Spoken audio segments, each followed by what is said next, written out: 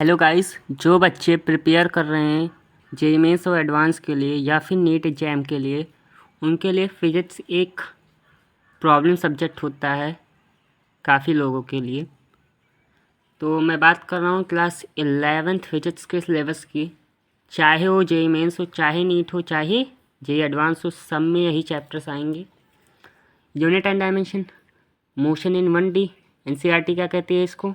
Straight line, motion in straight line, motion in a plane यानी motion in 2D, NLM, friction, circular motion, work energy power, centre of mass and collision, rotational motion. NCERT इसको क्या बोलती है पता है आपको? Rotational motion को system of particles and rotational motion. ठीक है, वो कंबाइन कर देती है सेंटर ऑफ मास और इसको।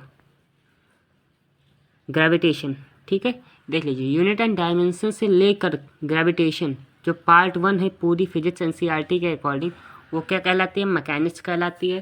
ठीक है, बात करते हैं पार्ट 2 की, इलास्टिसिटी।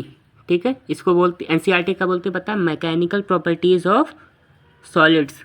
क्या एमपीएस वाला देखिए, मैकेनिकल प्रॉपर्टीज ऑफ सॉलिड क्या है? इलास्टिसिटी। फ्लूइड्स, इसको एनसीईआरटी क्या बोलती है? Mechanical properties of fluids. Surface tension और हीट, इसको दोनों को मिला के थर्मल प्रॉपर्टीज ऑफ मैटर बोलती है। हीट में आपके पास 3 चैप्टर आ जाते हैं, कौन कौन से? Thermometry, calorimetry, heat transfer. ठीक है, हीट ट्रांसफ़र के मेथड में मैं आपको बता देता हूँ, कंडक्शन, कन्वेक्शन और रेडिएशन, तीनों मेथड आपको पढ़ाए जाते हैं। ठीक, इसमें रेडिएशन आपका बहुत इंपॉर्टेंट होता है हीट वाले में।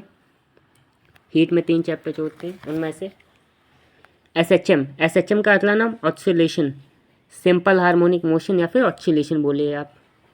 फिर थर्मोडायनेमिक्स, इसके बाद बेब्स में सबसे इम्पोर्टेंट टॉपिक जो है वो आपका क्या पता है?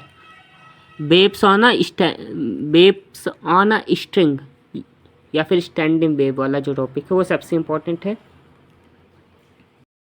फ्लूइड्स के 2 पार्ट होते हैं, वो आपको पढ़ाए जाते हैं। पहला तो फ्लूइड स्टैटिक, दूसरा तो फ्लूइड डायनामिक्स।